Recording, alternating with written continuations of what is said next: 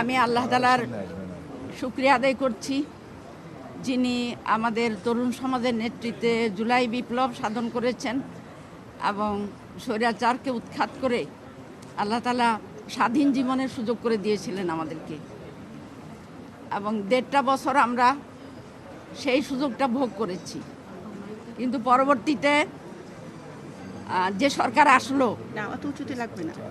পরবর্তীতে যেই সরকার আসলো আমরা তাদেরকে স্বাগত জানিয়েছি, কিন্তু তাদের কর্মকাণ্ড খুব বেশি আমাদেরকে খুশি করতে পারছে না, বরং আশঙ্কার দিকেই যাচ্ছে। তো আমি বলতে চাই যে আমরা যারা জুলাই বিপ্লবের পরে এই ইলেকশনের সুযোগ পেয়েছি এবং সংসদে আসার সুযোগ পাচ্ছি, আমাদের দায়িত্ব একজন নারী হিসাবে একসময় ছিল নারীর একটাই দায়িত্ব, সেটা হলো ঘর সংসার করা।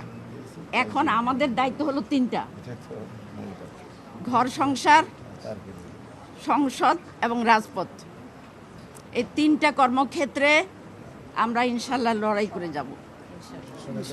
আমরা সংসারে আমরা একটা সুখের সংসার গড়ব, আমরা আমাদের শিশুদেরকে গড়ে তুলব জাতির ভালো নাগরিক হিসাবে এবং একজন ভালো মানুষ হিসাবে, আল্লাহর বান্দা এবং বান্দি হিসাবে। আর দ্বিতীয়ত, আমরা সংসদে সোচ্চার থাকব। সংসদ হলো জাতির নির্বাচিত প্রতিনিধিদের নিয়ে, সুতরাং জাতির আশা-আকাঙ্ক্ষা, বিশেষ করে নারীদের আশা-আকাঙ্ক্ষা যাতে প্রতিফলিত হয় এই সংসদের মাধ্যমে, সেই সংগ্রাম আমরা চালিয়ে যাব ইনশাআল্লাহ।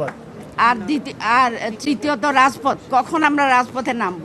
যখন আমরা দেখব যে সংসদের মাধ্যমে আমাদের জাতির আশা পূরণ হচ্ছে না এবং নারীর সম্ভ্রম, মর্যাদা, অধিকার হচ্ছে না, তখন আমরা রাজপথে নামতে বাধ্য হব।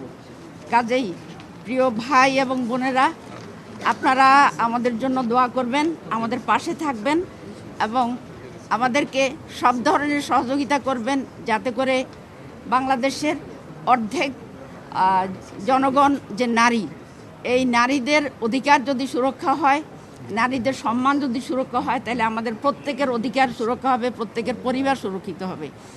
আল্লাহ আমাদের সহায় হন। সবাইকে আন্তরিক মোবারকবাদ। আসসালামু আলাইকুম ওয়া রাহমাতুল্লাহ।